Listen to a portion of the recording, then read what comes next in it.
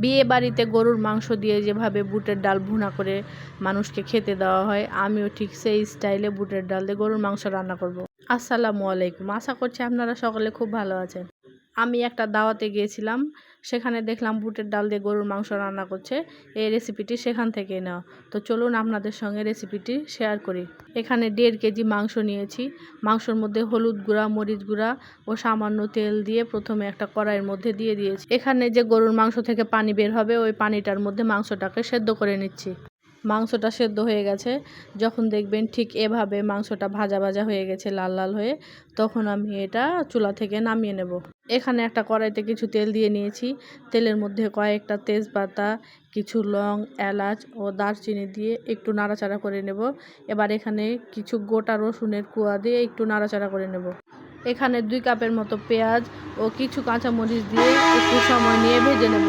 আমি যখন মাংসটা ভাজছিলাম ওখানে একটু বেশি তেল দেওয়া হয়ে গেছে, আবার গরুর মাংস থেকে কিছু তেল বের হয়েছে, এটা এখানে দিয়ে দিয়েছি। ততক্ষণ পেঁয়াজটা হতে থাক, আমি মশলাটা রেডি করে নিই। এখানে 2 চামচ আদা বাটা, 2 চামচ রসুন বাটা ও 2 চামচ জিরে বাটা, কিছু হলুদ গুঁড়া, মরিচ গুঁড়া, ধনিয়া গুঁড়া ও লবণ স্বাদ মতো দিয়ে এখানে মশলাটা একটু পানি দিয়ে নাড়াচাড়া করে ভালো মতো মিশিয়ে নেব।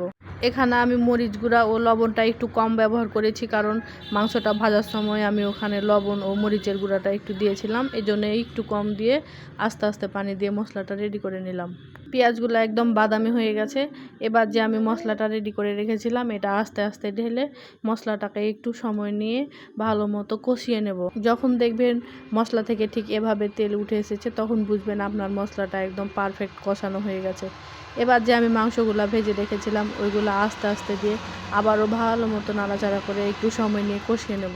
ঠিক মাংসটা যখন এরকম করে কষানো হয়ে যাবে, এবার এটার মধ্যে অ্যাড করব বুটের ডাল। এটা আমার বাসায় তৈরি করা বুটের ডাল, এই জন্য আমি আগের দিন রাত্রে ভিজিয়ে রেখেছিলাম ঠান্ডা পানি দিয়ে। আপনাদের কেনার ডাল হলে আপনারা 3-4টা সিজ দিয়ে নেবেন, তাহলে সেদ্ধ হয়ে যাবে।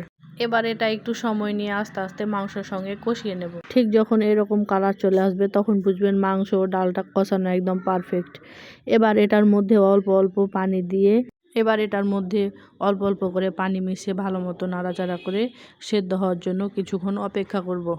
বুটের ডাল ও মাংসটা একদম পারফেক্ট সেদ্ধ হয়ে গেছে।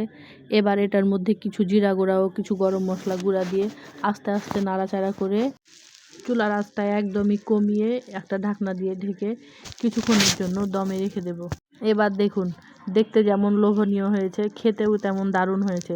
আপনারা বাসায় ট্রাই করে দেখবেন, অবশ্যই আপনাদের ভালো লাগবে। ভিডিওটি আপনাদের ভালো লাগলে অবশ্যই একটা লাইক দিবেন ও কমেন্ট করে জানাবেন আপনাদের কেমন লাগলো। আপনারা একটু সাপোর্ট করলে আপনাদের আরও নতুন নতুন রেসিপি উপহার দেব। সবাই ভালো থাকবেন। আল্লাহ হাফেজ।